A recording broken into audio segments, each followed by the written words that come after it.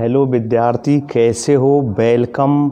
आपका पाठ नंबर 6 रासायनिक अभिक्रियाएं एवं उत्प्रेरक, जिसकी पिछली क्लास में मैंने आपके लिए रासायनिक परिवर्तन के बारे में समझा, यानी रासायनिक परिवर्तन क्या है, उसके गुण बताए एवं उसके यानी उदाहरण आपको समझाए, यानी उसकी गुण और उदाहरण और रासायनिक परिवर्तन किसे कहते हैं उसकी डेफिनेशन मैंने आपको समझाई। आज एक नया टॉपिक प्रारंभ कर रहे हैं हम, रासायनिक समीकरण कि रासायनिक समीकरण किसे कहते हैं, रासायनिक समीकरण किसे कहते हैं। आई बात समझ में? तो सुनिए, रासायनिक समीकरण किसे कहते हैं, ध्यान देना, समझना। तो समझना पहले, उसके बाद मैं आपको लिखाऊंगा, तो प्रिय छात्र छात्राओं गौर देना। रासायनिक समीकरण किसे कहते हैं? किसी रासायनिक अभिक्रिया में, किसी रासायनिक अभिक्रिया में भाग लेने वाले, किसी रासायनिक अभिक्रिया में भाग लेने वाले अभिकारकों, किसी रासायनिक अभिक्रिया में भाग लेने वाले अभिकारक एवं बनने वाले उत्पादों को, किसी रासायनिक अभिक्रिया में, कोई रासायनिक अभिक्रिया है, किसी रासायनिक अभिक्रिया में भाग लेने वाले अभिकारक एवं बनने वाले उत्पादों को सूत्र एवं प्रतीकों के रूप में लिखना ही रासायनिक समीकरण कहलाता है। आई बात समझ में? दोबारा समझो परिभाषा को। किसी रासायनिक अभिक्रिया में, लिखना नहीं है, मैं बोर्ड पर लिखाऊंगा अभी केवल आप समझो। तो किसी रासायनिक अभिक्रिया में, किसी रासायनिक अभिक्रिया में भाग लेने वाले अभिकारक एवं बनने वाले जो उत्पाद होते हैं, एवं बनने वाले क्या होते हैं? उत्पाद होते हैं। उत्पादों को अणुसूत्र एवं प्रतीक के रूप में लिखना ही क्या कहलाता है? रासायनिक समीकरण कहलाता है। यानी उनके जो प्रतीक होते हैं, प्रतीकों के रूप में लिखना रासायनिक समीकरण कहलाता है। एक उदाहरण के द्वारा आप समझिए, तब आपका पूरा कॉन्सेप्ट समझ में आ जाएगा। कि कल मैं आपको जब रासायनिक परिवर्तन जब मैं समझा रहा था, तो मैंने एक उदाहरण दिया था कि भाई कोयला जो होता है, कोयला को जब कोयला जो होता है, कोयले के 4 प्रकार होते हैं, एंथ्रेसाइट, बिटमनी, लिग्नाइट और पीट। सबसे उत्तम जो क्वालिटी होती है वो एंथ्रेसाइट होती है, और सबसे जो निम्न क्वालिटी होती है वो पीट होती है। जब कोयले को हम क्या करते हैं? जलाते हैं। ध्यान देना, जब हम कोयले को क्या करते हैं? जलाते हैं।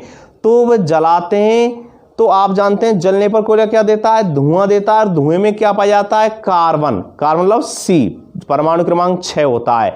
तो कार्बन जब ऑक्सीजन के साथ क्रिया करता है, यानी कोयला जब ऑक्सीजन के साथ क्रिया करता है, तो कार्बन डाइऑक्साइड का निर्माण करता है। किसका निर्माण करता है? कार्बन डाइऑक्साइड, यानी एक नया पदार्थ बना देता है। क्या बना देता है? नया पदार्थ। तो आप समझिए मैं क्या कहना चाह रहा हूं, उस बात को समझिए कि भाई देखिए, नोट करना भी, नोट मत करना अभी केवल समझो आप, ठीक है ना? बाद में मैं इसको लिखाऊंगा, तब नोट करना कि जो कोयला होता है, जब ये ऑक्सीजन के साथ क्रिया कर रहा है, किसके साथ क्रिया कर रहा है? ऑक्सीजन के साथ। ध्यान देना प्रिय छात्र छात्राओं कि जो कोयला होता है, जब ये ऑक्सीजन के साथ क्रिया करता है, किसके साथ क्रिया करता है? ऑक्सीजन के साथ। तो ये क्रिया के बाद में क्या बनाता है? यानी कार्बन डाइऑक्साइड का क्या कर रहा है? निर्माण कर रहा है। किसका निर्माण कर रहा है? कार्बन डाइऑक्साइड का। आई बात समझ में? किसका निर्माण कर रहा है? कार्बन डाइऑक्साइड का। तो देखिए, कोयला जो होता है, इसने जब ऑक्सीजन के साथ क्रिया की तो क्या बना दिया? कार्बन डाइऑक्साइड, एक नया पदार्थ बना दिया। तो जो एक समीकरण नजर आ रहा है आपको, एक समीकरण ही तो बना, लेकिन ये समीकरण कैसा है? शब्द समीकरण है। शब्द समीकरण क्यों कहते हैं इसको? क्योंकि इसमें हिंदी वर्णमाला के शब्द हैं कि नहीं? हिंदी वर्णमाला के शब्द आपको नजर आ रहे हैं। तो कौन सा समीकरण हो गया? शब्द समीकरण हो गया। कौन सा हो गया? शब्द समीकरण है। आई बात समझ? कौन सा समीकरण है? शब्द समीकरण है कि भाई कोयला प्लस ऑक्सीजन, ये क्या हो गए? दोनों क्रियाकारक हो गए। किसी रासायनिक क्रिया क्या करा रहे हैं? प्रारंभ करा रहे हैं। तो ये क्रियाकारक हैं और इनके उत्पाद क्या बनाए? Carbon dioxide. तो ये शब्द समीकरण है, क्योंकि हिंदी वर्णमाला के शब्दों का मैंने क्या किया? उपयोग किया है। अगर मैं इसको अब रासायनिक समीकरण कब कहेंगे? रासायनिक समीकरण कब कहेंगे? तो सुनिए, रासायनिक समीकरण की मैं परिभाषा अभी बता रहा था। तो देखिए, रासायनिक समीकरण की परिभाषा मैंने आपको समझाया, किसी रासायनिक अभिक्रिया में, किसी रासायनिक अभिक्रिया में भाग लेने वाले, किसी रासायनिक अभिक्रिया में भाग लेने वाले, किसी रासायनिक अभिक्रिया में भाग लेने वाले जो पदार्थ हैं, ठीक है ना, या अभिकारक हैं, ठीक है ना, पदार्थ या अभिकारक। तो समझना मेरी बात को, किसी रासायनिक अभिक्रिया में भाग लेने वाले अभिकारक, किसी रासायनिक अभिक्रिया में भाग लेने वाले अभिकारक एवं बनने वाले उत्पादों को प्रतीक एवं सूत्र के रूप में लिखना, प्रतीक एवं सूत्र के रूप में क्या करना, लिखना, क्या कहलाता है, रासायनिक समीकरण कहलाता है। अब देखिए आप कि कोयला जो होता है इसका प्रतीक क्या होता है, सी होता है, क्या होता है, सी, क्या होता है, सी। और जो ऑक्सीजन जो होता है इसका यानी अणु सूत्र क्या है, इसका सूत्र क्या होता है, O2, और क्या बना दिया, CO2। तो ध्यान देना, किसी रासायनिक अभिक्रिया में, किसी रासायनिक अभिक्रिया में बनने यानी किसी रासायनिक अभिक्रिया में भाग लेने वाले अभिकारक एवं बनने वाले, ये तो भाग लिया इन्होंने, भाग लेने वाले अभिकारक एवं बनने वाले जो उत्पाद होते हैं उनको रासायनिक यानी उनको उनके सूत्र एवं प्रतीकों के रूप में लिखना क्या कहलाता है, रासायनिक समीकरण कहलाता है। क्या कहलाता है, रासायनिक समीकरण। तो देखिए कौन से समीकरण रासायनिक समीकरण है कि नहीं है, कि भाई इनको हमने जो भाग लिए लेने वाले पदार्थ हैं और जो बनने वाले पदार्थ हैं, भाग लेने वाले पदार्थ हैं और बनने वाले पदार्थ हैं, इनको हमने प्रतीक और सूत्रों के रूप में क्या किया है, लिखा है, और यही रासायनिक समीकरण कहलाता है। क्या कहलाता है, रासायनिक समीकरण कहलाता है। आई बात समझ में, क्योंकि मैंने कल आपको समझा रहा था, कल मैंने आपको बताया था जब मैं रासायनिक परिवर्तन पढ़ा रहा था, तो रासायनिक परिवर्तन मैंने बताया था कि भाई रासायनिक परिवर्तन किसे कहते हैं, तो मतलब ऐसा परिवर्तन जिसमें पदार्थों के भौतिक गुणों के साथ साथ रासायनिक गुण भी बदल जाते हैं, यानी भौतिक गुणों के साथ साथ रासायनिक गुण भी बदल जाते हैं, उसे हम रासायनिक परिवर्तन कहते हैं। तो देखिए और एक नया पदार्थ बनता है, तो देखिए C+O2 क्या बन गया, CO2। तो CO2 से पुनः उन्हीं परिस्थितियों में हम, CO2 मतलब है कार्बन डाइऑक्साइड, कार्बन डाइऑक्साइड से पुनः उन्हीं परिस्थितियों में हम कोयला ऑक्सीजन नहीं बना सकते, क्योंकि यहाँ पर एक नया प्रोडक्ट बना है, एक नया पदार्थ बना है। और इनको जब हम समीकरण के रूप में, समीकरण मतलब इसको सूत्र और प्रतीकों के रूप में लिख दें तो यही रासायनिक समीकरण कहलाता है। हिंदी वर्णमाला में लिख रहे हैं तो वो शब्द समीकरण हो गया, क्या हो गया, शब्द समीकरण हो गया, और इनको सूत्र और प्रतीकों के रूप में लिख रहे हैं तो वो क्या हो गया, रासायनिक समीकरण हो गया। कौन सा हो गया, रासायनिक समीकरण हो गया। आई बात समझ में। अब इसमें दो परिभाषाएं और हैं, उनको भी ध्यान देना। दो परिभाषाएं कौन कौन सी, एक तो क्रियाकारक की है, कौन सी, क्रियाकारक, क्रियाकारक कह लो उनको, अभिकारक भी कह देते हैं, अभिकर्मक के नाम से भी जानते हैं। पाठ नंबर 5 में जब यौगिक आए थे और इन यौगिकों के जब मैं उपयोग बता रहा था तो उसमें एक उपयोग आता था भाई प्रयोगशाला अभिकर्मक के रूप में, यानी खाने का सोडा, धावन सोडा, व्यंजक चूर्ण, इनकी जब मैं उपयोग लिखा रहा था आपके लिए, उसमें मैं लिखाया था इनका उपयोग प्रयोगशाला अभिकर्मक के रूप में किया जाता है। तो अभिकर्मक, अभिकारक, क्रियाकारक एक ही नाम है, अभिकर्मक कह लो, अभिकारक कह लो, क्रियाकारक कह लो। तो क्रियाकारक किन्हें कहते हैं, कि जो किसी रासायनिक अभिक्रिया को क्या कराते हैं, प्रारंभ कराते हैं, जो किसी रासायनिक अभिक्रिया को क्या कराते हैं, शुरू कराते हैं। आई बात समझ, जैसे C+O2, तो ये क्या है, अभिकारक हैं, क्योंकि क्या है, अभिकारक, किसी रासायनिक अभिक्रिया को क्या करा रहे हैं, प्रारंभ करा रहे हैं। जो किसी रासायनिक अभिक्रिया को क्या कराते हैं, प्रारंभ कराते हैं, तो उन्हें हम क्या कहते हैं, अभिकारक कहते हैं, या उन्हें क्रियाकारक कह देते हैं, या उन्हें हम अभिकर्मक के नाम से जानते हैं।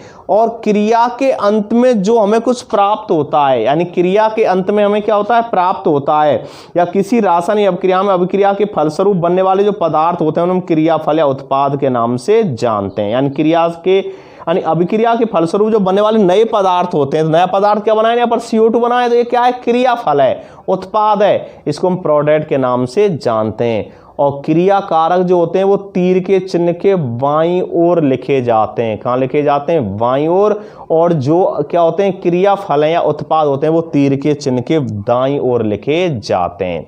आई बात समझ में। बात चल रही है रासायनिक समीकरण किसे कहते हैं, और रासायनिक समीकरण में बता रहा हूँ कि जो रासायनिक समीकरण परिभाषा बताई, किसी रासायनिक अभिक्रिया में भाग लेने वाले, किसी रासायनिक अभिक्रिया में भाग लेने वाले, कोई भी रासायनिक अभिक्रिया है और उसमें क्या ले रहे हैं, भाग लेने वाले अभिकारक एवं बनने वाले उत्पादों को उनके सूत्र व प्रतीक के रूप में लिखना रासायनिक समीकरण कहलाता है। और रासायनिक समीकरण के दो पक्ष होते हैं, एक तो होते हैं क्रियाकारक और एक होते हैं उत्पाद। क्रियाकारक जो होते हैं ये बाईं ओर लिखे जाते हैं, जो किसी रासायनिक अभिक्रिया को क्या कराते हैं, प्रारंभ कराते हैं। और क्रियाफल जो होते हैं ये अभिक्रिया के फलस्वरूप बनने वाले नए पदार्थ होते हैं, जो तीर के चिन्ह के दाईं ओर लिखे जाते हैं। आई बात समझ में। अगर इसमें एक बात और ध्यान रखना, अगर तीर का चिन्ह कैसा है, अकेला है, जैसे इसमें ये तीर का चिन्ह अकेला है, तो अकेला जो तीर का चिन्ह होता है ये किसको, अनुत्क्रमणीय अभिक्रिया को दर्शाता है। किसको दर्शाता है, अनुत्क्रमणीय अभिक्रिया को। और अगर दोहरा तीर का चिन्ह है, दोहरा इस तरह दोहरा अर्थ चिन्ह है, तो ये उत्क्रमणीय अभिक्रिया को दर्शाता है। किसको दर्शाता है, उत्क्रमणीय। अनुत्क्रमणीय अभिक्रियाएं कैसी होती हैं, जो केवल एक ही दिशा में चलती हैं, यानी क्रियाकारक से क्या बन जाए, उत्पाद बन जाएं, लेकिन उत्पाद से पुनः क्रियाकारक नहीं बने। उदाहरण से समझो, जैसे दूध से दही, दूध से क्या बन गई, दही। अब लाख कोशिश आप अगर करें तो दही से दूध बना सकते हैं क्या, नहीं बना सकते। तो कौन सी अभिक्रिया हो गई ये हो गई अनुत्क्रमणीय अभिक्रिया। कौन सी हो गई प्रिय छात्राओं, ये अनुत्क्रमणीय अभिक्रिया हो गई। आई बात समझ में। लेकिन ध्यान देना, बर्फ से जल, जल से बर्फ, बर्फ से जल, अगर इस तरह अभिक्रिया है तो वो कौन सी है, उत्क्रमणीय अभिक्रिया, जो दोनों दिशा में चलती है। उन्हीं परिस्थितियों में वो क्रियाकारक से उत्पाद बना दे, उत्पाद से पुनः क्रियाकारक बना दे, क्रियाकारक से पुनः उत्पाद बना दे, तो ये कौन सी अभिक्रिया हो गई, उत्क्रमणीय अभिक्रियाएं। और उत्क्रमणीय अभिक्रियाओं को इस तरह दोहरे तीर के चिन्ह के द्वारा हम प्रदर्शित करते हैं। आई बात समझ में। तो ये आपको समझ में आ गया होगा। तो इस प्रश्न को मैं अब आपको लिखा देता हूं, तो प्रश्न आप पहले नोट करो और इसको लिखो। और प्रश्न नोट करते समय भी आप ध्यान से लिखा करो, उसको ध्यान से समझा करो, ताकि वो बहुत जल्दी आपको याद हो जाए। तो देखिए, ध्यान देना, समझना। प्रश्न नोट करो, रासायनिक समीकरण, यानी ध्यान देना, प्रश्न नोट करना, रासायनिक समीकरण, रासायनिक समीकरण किसे कहते हैं, रासायनिक समीकरण किसे कहते हैं। ध्यान दीजिए प्रिय छात्राओं, नोट करना प्रश्न को, रासायनिक समीकरण किसे कहते हैं,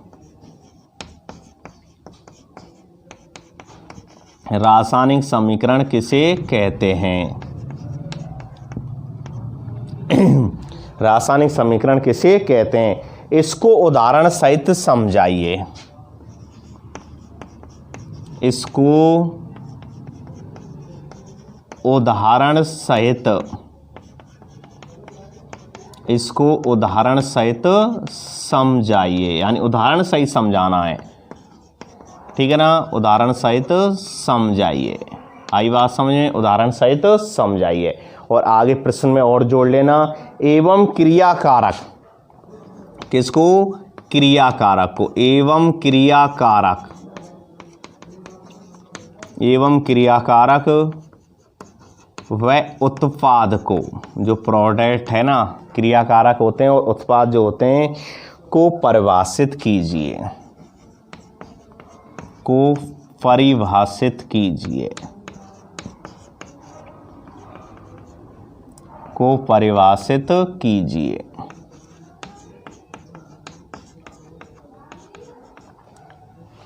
आई बात समझें, परिभाषित कीजिए, ये आपका प्रश्न, ठीक है ना। अब उत्तर इसका नोट करना, उत्तर लिख के और हेडिंग डाल लेना रासायनिक समीकरण। क्या डालेंगे, रासायनिक समीकरण, रासायनिक समीकरण।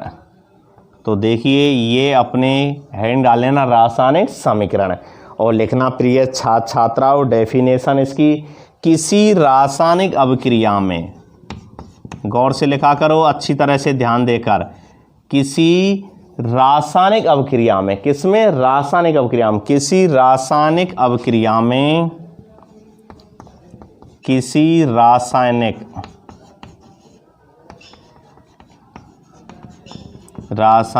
अभिक्रिया में, किसी रासायनिक अभिक्रिया में, किसी रासायनिक अभिक्रिया में भाग लेने वाले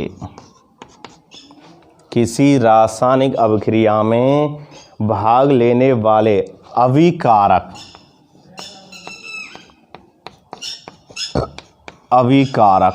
किसी रासायनिक अभिक्रिया में भाग लेने वाले अभिकारक एवं बनने वाले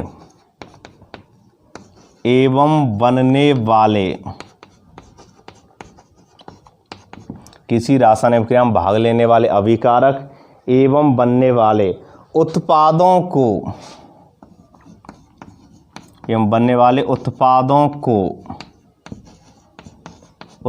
को सूत्र, किसके रूप में? सूत्र या अणुसूत्र, एक ही बात होती है, ठीक है ना।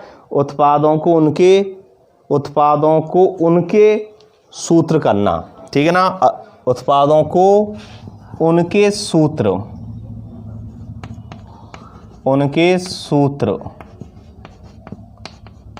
व प्रतीक संबल होते हैं, ठीक है ना। जैसे आप जानते हैं हाइड्रोजन का प्रतीक क्या होता है? H, हीलियम का क्या होता है? He, लिथियम क्या होता है? Li, सोडियम क्या होता है? Na। ये क्या होते हैं? इनके प्रतीक होते हैं, संबल होते हैं। आई समय आवर्त सारणी में जो 118 तत्व पाए जाते हैं उनके क्या होते हैं? प्रतीक होते हैं। बनने वाले उत्पादों को उनके सूत्र व प्रतीक के रूप में लिखना, किसके रूप में? प्रतीक के रूप में लिखना, प्रतीक के रूप में लिखना क्या कहलाता है? रासायनिक समीकरण कहलाता है। क्या कहलाता है? के रूप में लिखना रासायनिक समीकरण कहलाता है। रासायनिक समीकरण कहलाता है। रासायनिक समीकरण कहलाता है। आई बात समझ में? अब इसको एक उदाहरण जो मैंने अभी बताया था उसके द्वारा आप समझो, उदाहरण के द्वारा। तो देखिए उदाहरण क्या मैंने बताया था कि भाई कोयला है, उसको जला रहे हैं, जलाने पर क्या देगा? वह धुआं देगा और वायुमंडल में जो ऑक्सीजन है उसके साथ क्या करेगा? क्रिया करेगा, और क्रिया करने के बाद में क्या बना देगा? Carbon dioxide. आई बात समझ? एक नया पदार्थ बना दिया। लेकिन जो मैंने समीकरण को लिखा है कौन सा समीकरण है? शब्द समीकरण है, क्योंकि हिंदी वर्णमाला के शब्दों का मैंने यूज किया है। आई बात समझे? तो कौन सा है? शब्द समीकरण है। लिखना कौन सा समीकरण हुआ? ये शब्द समीकरण हुआ। अब हमें चर्चा किस पर कर रहे हैं? किसकी बात कर रहे हैं? रासायनिक समीकरण की। तो किसी रासायनिक अभिक्रिया में, रासायनिक अभिक्रिया तो हो गई, किसी रासायनिक अभिक्रिया में बनने वाले जो अभिकारक हैं, किसी रासायनिक अभिक्रिया में भाग लेने वाले जो अभिकारक हैं और बनने वाले जो उत्पाद हैं उनको सूत्र और प्रतीकों के रूप में लिखना है। तो देखिए कोयले का प्रतीक क्या होता है? C, ऑक्सीजन का क्या होता है? O2, और क्या बना रहे हैं? CO2 बना रहे हैं। क्या बना रहे हैं? CO2। आई बात समझ में? अब देखिए C जो है ये क्या हो गए? भाग लेने वाले हैं, भाग लेने वाले। C प्लस O2 क्या है? भाग लेने वाले पदार्थ हैं। आई बात समझ में? क्रियाकारक कह देते हैं इनको। क्या कह देते हैं? क्रियाकारक, क्रियाकारक कह देते हैं। इसके अलावा इनको क्या कह देते हैं? अभिकारक। क्या कह देते हैं? अभिकारक। आई बात समझ? भाग लेने वाले पदार्थ हैं ये, क्रियाकारक हैं, अभिकारक हैं। आई बात समझ? जो किसी रासायनिक अभिक्रिया को क्या करा रहे हैं? प्रारंभ करा रहे हैं। और इसमें ये कि CO2 क्या है? CO2 क्या है? यहाँ बनने वाला पदार्थ है। क्या है? बनने वाला पदार्थ, बनने वाला पदार्थ है। इसके अलावा इसको क्या बोल देते हैं? क्रियाफल। क्या बोल देते हैं? क्रियाफल। इसके अलावा क्या बोल देते हैं? उत्पाद। और एक कौन से समीकरण है? रासायनिक समीकरण है। कौन से? रासायनिक समीकरण हो गए। आई बात समझ में? किसके रूप में लिखा है हमने इनको? अरे जब उनके प्रतीक और सूत्रों के रूप में लिख दें, किसको? अभिकारक और उत्पादों को, तो वो क्या कहलाता है? रासायनिक समीकरण कहलाता है। आई बात समझ में? ये हो गए, इसको आप नोट कर लो। अब इसका एक उपयोग है, क्या उपयोगिता है? तो देखिए प्रिय छात्र, उपयोगिता क्या है इसको, यानी इसको संक्षिप्त रूप में लिख सकते हैं इसके द्वारा। रासायनिक समीकरण के द्वारा किसी रासायनिक अभिक्रिया को संक्षिप्त रूप में लिखा जाता है।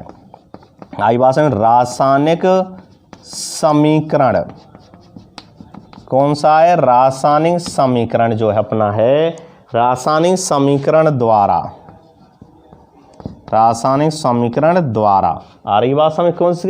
रासायनिक समीकरण के द्वारा। ध्यान देना, समझना प्रिय छात्राओं। तो रासायनिक समीकरण द्वारा किसी रासायनिक अभिक्रिया को, किसी रासायनिक अभिक्रिया को, आइए समझ, रासायनिक समीकरण द्वारा किसी रासायनिक अभिक्रिया को, रासायनिक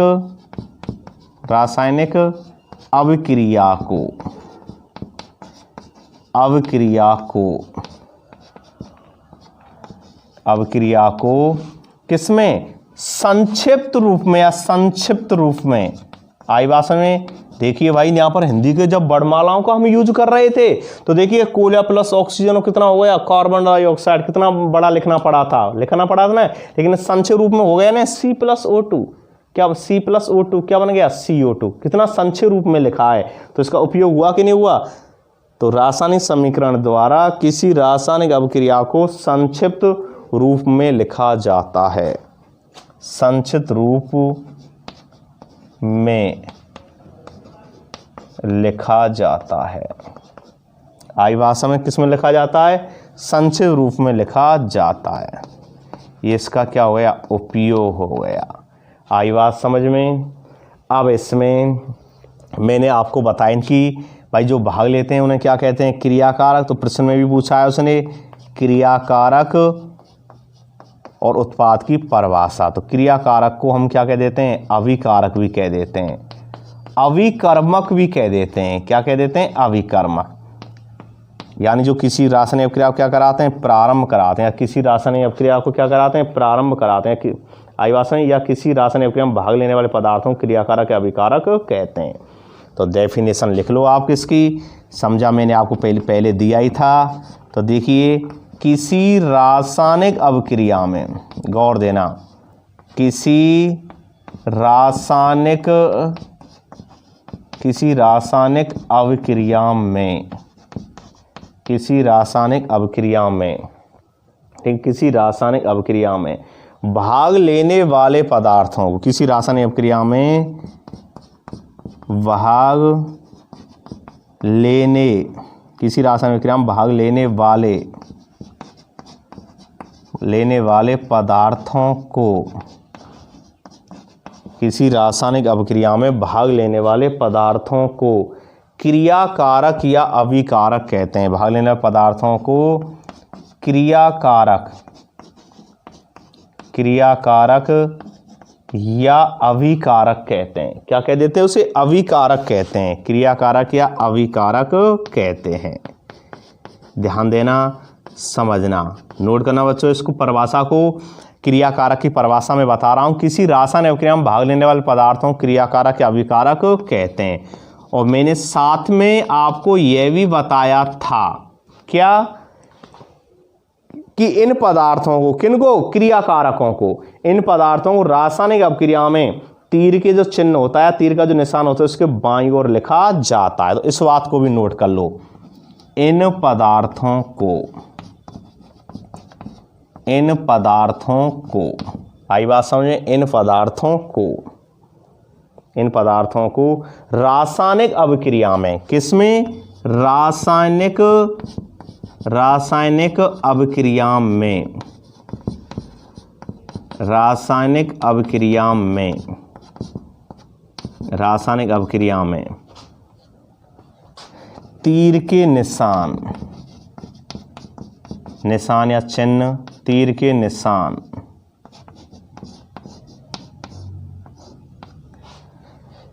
इन पदार्थों को रासायनिक अभिक्रिया में तीर के निशान, ठीक है ना, तीर के निशान,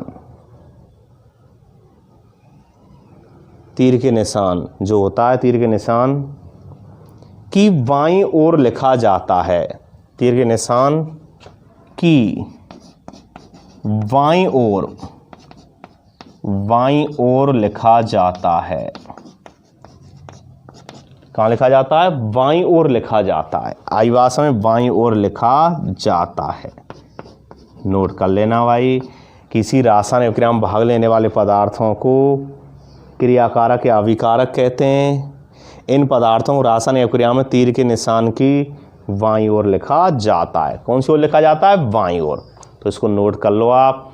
अगली जो डेफिनेशन है, अगला जो इसमें है वो है अपना उत्पाद। उत्पाद को हम समझना आप, उत्पाद जो है अपना, उत्पाद को हम क्रियाफल के नाम से भी जानते हैं, क्योंकि जब अभिक्रियाएं होती हैं ना, तो अभिक्रियाओं के द्वारा कुछ ना कुछ क्या होता है, प्रोडक्ट का निर्माण होता है या किसी ना किसी क्रिया का क्या प्राप्त होता है, हमें फल प्राप्त होता है, उससे हम क्रियाफल, ठीक है ना। तो डेफिनेशन नोट करना उसकी, क्रियाफल, ठीक है ना। बहुत महत्वपूर्ण बात है, ये चीज़ें आपको क्लियर हो जानी चाहिए भाई। क्रियाकारक किसे कहते हैं, अभिकारक किसे कहते हैं, तब पार्ट जब आगे बढ़ेंगे बहुत इनका काम पड़ेगा। आई बात समझ में? तो देखिए लिखना क्रियाफल या उत्पाद, नोट करना क्रियाफल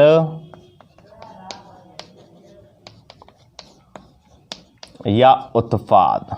ओके, तो देखिए बच्चों नोट करना, ध्यान देना प्रिय छात्र छात्राओं। किसी रासायनिक अभिक्रिया में, किसी रासायनिक अभिक्रिया में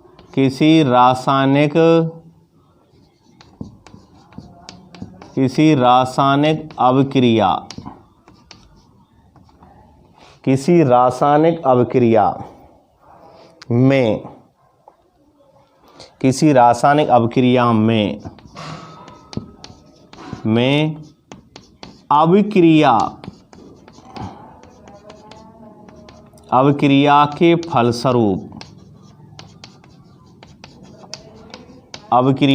फलस्वरूप किसी रासायनिक अभिक्रिया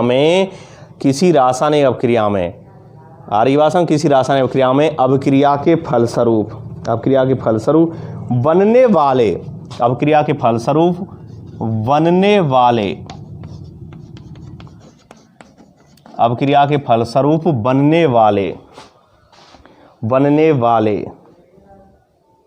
वाले नए पदार्थों को, किसको? नए पदार्थों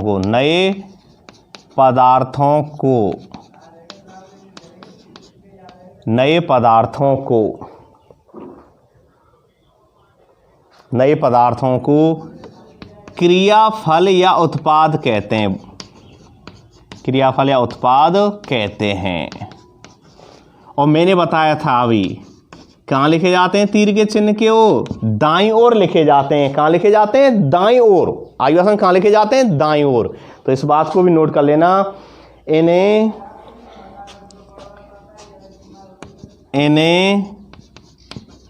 तीर के निशान, इस तरह, इन्हें तीर के निशान के दाईं ओर लिखा जाता है। इन्हें तीर के निशान के दाईं ओर लिखा जाता है। आई बात समझ? दाईं ओर लिखा जाता है। आई बात समझ में? तो जो भाई क्रियाफल है ये दाईं ओर लिखे जाते हैं, और जो क्रिया कारक हैं हमेशा कहाँ लिखे जाते हैं? बाईं ओर, यानी लेफ्ट साइड में, और वो राइट साइड में। LHS पढ़ते हैं ना अब क्रिया, LHS बराबर RHS, तो लेफ्ट हैंड साइड और राइट हैंड साइड। तो क्रिया कारक जो होते हैं बाईं ओर, लेफ्ट, और जो क्रियाफल होते हैं वो राइट साइड में, यानी दाईं तरफ लिखे जाते हैं। ओके, अब इसमें आगे एक टॉपिक और है, इसमें इन्वर्टर क्रमांक लगा के इस चीज़ को आप लिख लेना, तीर के निशान। और तीर के निशान के बारे में दो चीज़ें मैंने आपको समझाई थी अभी, उत्क्रमणीय और अनुत्क्रमणीय अभिक्रियाओं के बारे में है ये, तो इसको भी आप थोड़ा सा नोट कर लो, क्योंकि बहुत आगे इसका भी काम पड़ेगा। तो देखिए यह निशान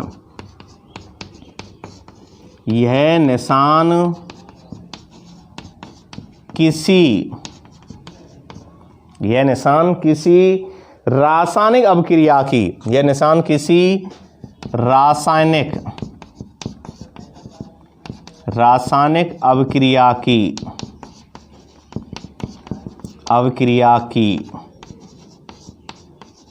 अभिक्रिया की दिशा को बताता है। आई बात समझ में?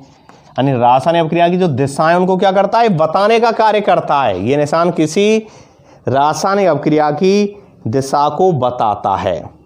यदि तीर का निशान, नोट करना, यदि तीर का निशान चिन्ह जो होता है, तीर का निशान किसी रासायनिक अभिक्रिया में, किसी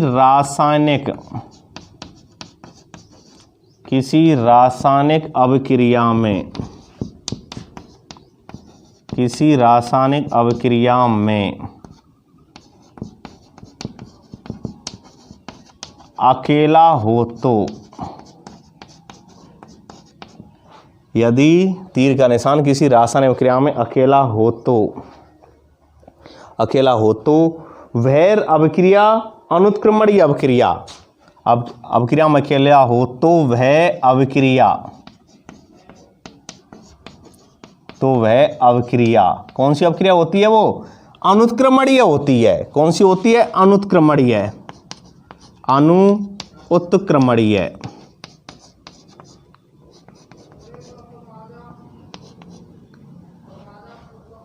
अकेला हो तो वह अभिक्रिया अनुत्क्रमणीय। कौन सी हो गई? अनुत्क्रमणीय अभिक्रिया।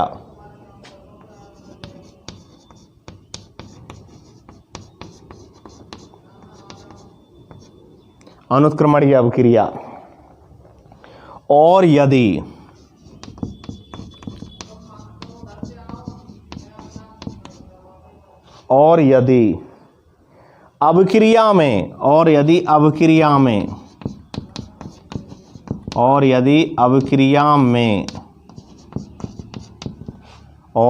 अभिक्रिया में तीर का निशान, यदि अभिक्रिया में दोहरा तीर का निशान हो तो, यदि अभिक्रिया में दोहरा तीर का निशान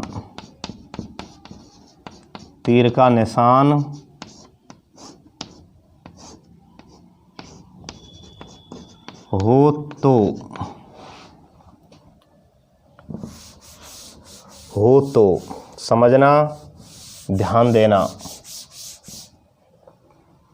और यदि अभिक्रिया में दोहरा तीर का निशान हो तो वह उत्क्रमणीय अभिक्रिया कहलाती है।